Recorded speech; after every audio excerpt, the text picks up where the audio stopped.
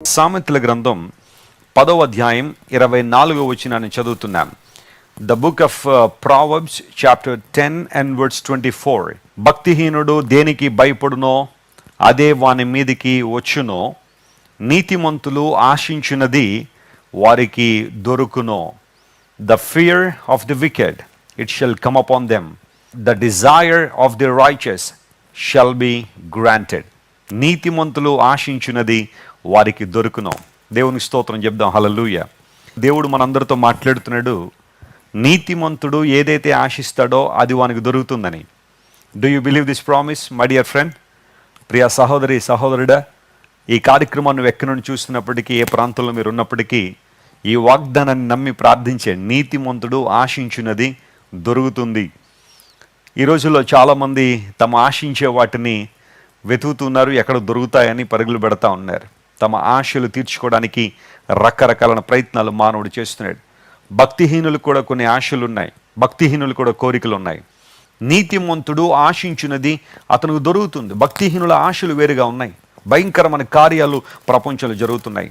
అందును బట్టే యోహాను భక్తుడు అంటాడు, యోహాను మొదటి పత్రిక 2వ అధ్యాయం 17వ వచనం మనం చదివితే, లోకమును దాని ఆశయు గతించిపోతుంది అన్నాడు. చెప్పండి, లోకము దాని ఆశ ఏమైపోద్దట?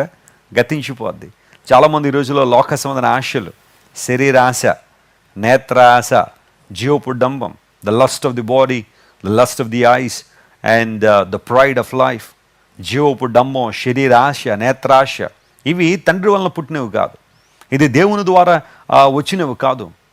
మానవుడు శరీరాశలకు లోనై లోకాశలకు చేరువై ఇష్టానుసారం జీవిస్తుంటే బైబిల్ వారిని హెచ్చరిస్తుంది, ఈ లోకము దాని ఆశ ఒకరోజు గతించిపోతాయి.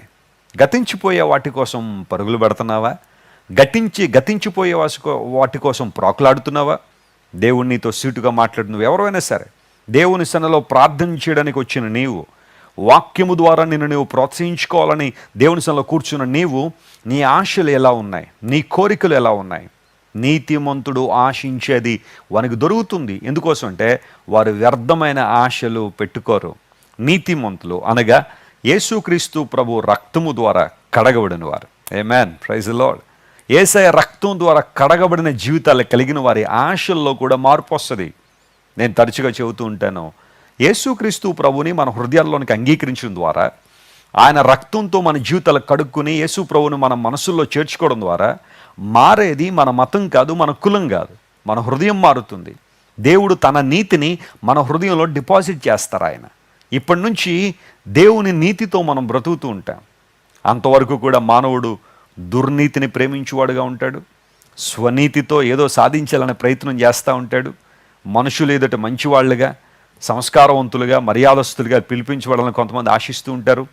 మరికొంతమంది దుర్నీతికి బానిసలై బ్రతుకుతూ ఉంటారు. అయితే దేవుని లేఖనం సెలవిస్తూ ఉంది, స్వనీతి నుండి, దుర్నీతి నుండి మనం విడుదల పొంది దేవుని నీతిని మనం కలిగి ఉంటే, ఇప్పుడు మనం ఏదైతే ఆశిస్తామో, ఏదైతే కోరుకుంటామో ఆ ఆశ నెరవేరుతుంది. నీతిమంతుడు ఆశించినది వానికి దొరుకుతుంది. ఈరోజు నువ్వు ఏ విషయాల కోసం అయితే ప్రార్థన చేస్తున్నావో, ఏ కార్యాలు నీ జీవితంలో జరగాలని ఆశిస్తున్నావో, అవి దేవుని నీతిని నెరవేర్చేవైతే ఖచ్చితంగా నీ జీవితంలో మేలు పొందుతావు. ప్రభువు నీ ప్రార్థనకు జవాబిస్తాడు. నీవు అడుగుతున్న ప్రతి విధమైన అవసరాన్ని దేవుడు తీర్చడానికి ఆయన సామర్థ్యం కలిగిన వాడే. అలాంటి గొప్ప దేవుని కలిగి ఉన్నందుకు మనం నిజంగా ప్రభువును స్తుతించాలి, ఆయన ఘనపరచాలి. The desire of the righteous shall be granted. నీతిమంతుడు ఆశించేది దొరుకుతుందని